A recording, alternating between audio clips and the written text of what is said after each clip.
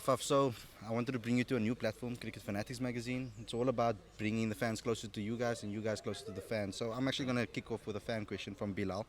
He actually asked you, do you think in the long term it would be good for you guys to employ a spin bowling coach that will maybe for long term, that will maybe get you guys ready for Asia in future?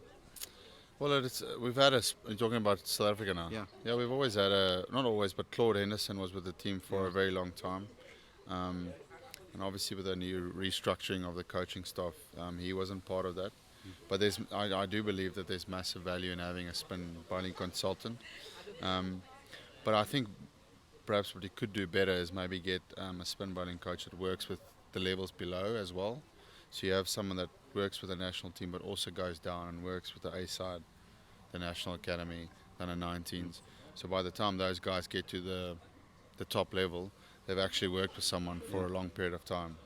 Because I think that will fast track us from all departments, not just spin bowling, but batting consultancy, everyone. So we get our best coaching done that goes filter through right through the system. So his second question was a follow up. Has Faf de Klerk actually inspired you with regards to buying one of those little South African underpants speedos? I had one way before other Faf did. So, what's your thoughts of the World Cup win, of course, and how's it inspired this nation?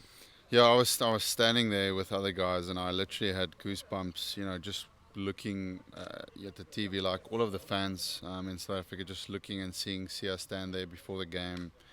Walking onto the field, and just immensely proud with our team. The Springboks, how well they've played, but how they're lifting the nation. And I think always South Africa has almost hope for sport to inspire us. When we always say there's so much going on in the Yeah. country, like sport can unite it, and sport has got that power.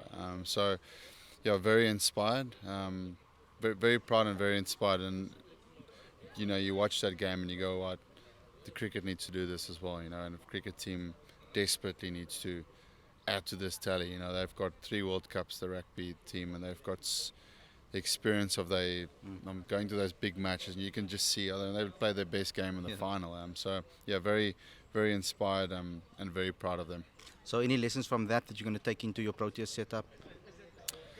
Get Russie in. I've been seeing all the Twitter messages, which I thought was quite funny. So, let's talk about the MSL because I mean, there was a lot of questions asked to you about the domestic cricket in South Africa. But I feel personally that the Mzansi Super League is one of those opportunities for domestic cricketers to take forward. So, what do you think about that? Yeah, I mean, as I said in the press conference there, there's not always time to give back to the domestic game, because that is the perfect world. But what this league has created, it's created a window for all national players to be available to play, and all national players want to play. I mean, because we all see the value of the game growing in the country, and see the value of this league in what it's going to change. I've been involved with the IPL for sure the last 8 years or 9 years, and I've seen firsthand, like every year, how much stronger the Indian machine gets, because they just keep pumping out Yeah. players. Young guys are just playing against the greats of the game. So you get an Indian batter now that faces a Mitchell Stark, a Khisar Rabada, a Dale Steyn, every game. So by the time they rock up, facing them in an international match, there's no more, wow, there's KG Rabada or Dale Steyn or Mitchell Stark. I've faced these guys, I've played them, I've smoked them a few times in the IPL. So there's that confidence that you get from just being around players and playing against them all the time. And that's why it's so important, this league, for the future of our game, and the standard of our cricket doing this, is continually making sure that this tournament doesn't, you don't take shortcuts with this tournament. You make sure that this thing is a big part of our future, and it's great that our national players are available, but even if they aren't available, making sure that we always make sure that this tournament has a high value to it. So, you obviously would have, something that we have in common, you would have started as a cricket fan first when you were growing up. Yeah. Can you maybe give us some insight into some of the people that you looked up to when you were younger? Yeah, when I grew up, John T. Rhodes was the kind of cricketer that I wanted to be. Just energetic, smiling, busy. Just loved the way he played cricket. And that's the amazing thing. I don't even think Jonty would say that. Like, he wasn't necessarily the world's best player, Yeah. but it's the image that you give to younger guys out there in how you play the game. I think that's how you fall in love with it in the first place. Is you look at the guys on TV and you go, I want to be like him. And so that's how it starts. And then, Callis for me when I started joining up, or playing more seriously, was always a massive role model. But when I came into the national side, I was just like blown away how good he really was. It looked like his bat was always that's much bigger than mine, because it never hit the never missed the middle of the bat. But probably those two. And lastly, just a message to the Proteas fans and of course the Paul Rocks fans. Proteas fans, just stick with us. It will.